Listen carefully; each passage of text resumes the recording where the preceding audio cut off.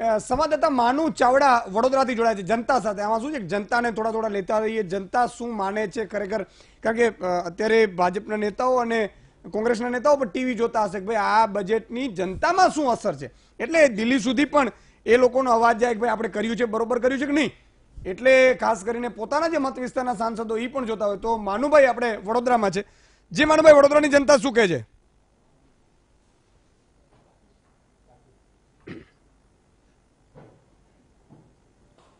ઈશુદાનજી, આખું જે બજેટ રજૂ કરવામાં આવ્યું છે, આગામી ઇલેક્શન પણ છે ને એને ધ્યાનમાં રાખીને જે આ બજેટ રજૂ કર્યું છે, એમાં ખાસ કરીને મધ્યમ વર્ગના લોકોને ફાયદો થાય એવી જોગવાઈ કરવામાં આવી છે.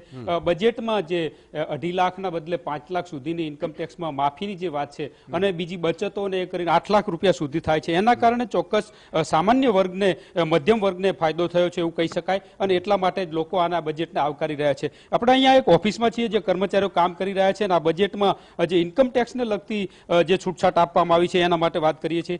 સાહેબ, 2.5 લાખના બદલે હવે 5 લાખ સુધીની મર્યાદા વધારવામાં આવી છે ઇન્કમ ટેક્સમાંથી માફી. શું કહો છો આ બજેટની આ જોગવાઈ?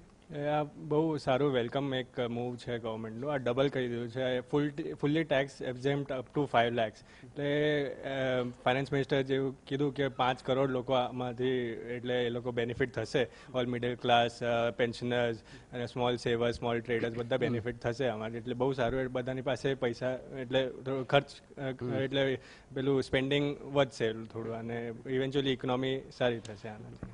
ઇકોનોમી ઉપર આની આખી અસર થવાની છે ને કર્મચારીઓ ખાસ કરીને જે 5 લાખ સુધીની મર્યાદા છે વધારવામાં આવી છે ને એના કારણે કર્મચારીઓમાં પણ આનંદ છે. જે મધ્યમ વર્ગના લોકો છે એમના માટે આ ખુશીના સમાચાર છે એવું કહી શકાય. કારણ કે જે રીતે 2.5 લાખમાંથી 5 લાખ કરવામાં આવી છે અને એ જે જોગવાઈ છે એના કારણે કર્મચારીઓમાં આનંદ છે. બેન, શું કહો છો? 5 લાખ સુધીની હવે મર્યાદા વધારવામાં આવી છે, લાઈફસ્ટાઈલ ઉપર આની કેટલી અસર પડશે? ડેફિનેટલી લાઈફસ્ટાઈલ પર એની અસર પડશે જ, કારણ કે ઇન્કમ ટેક્સમાંથી જો આપણને બચત મળી રહી હોય તો ડેફિનેટલી આપણે આપણી લાઈફસ્ટાઈલમાં કે આપણે જે બીજા જે અમુક ખર્ચા કરવા માટે જેના પર કાપ મૂકતા હતા એમાં આપણે એક્સપેન્સ કરી શકીએ એવું છે.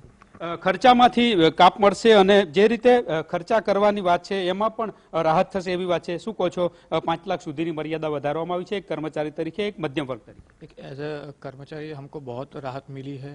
जो टैक्स हमको भरना पड़ता था, जो रिबेट नहीं टाइम से मिलता था, अब वो रिबेट में मिलेगा और हमको बहुत फ़ायदा होगा इससे.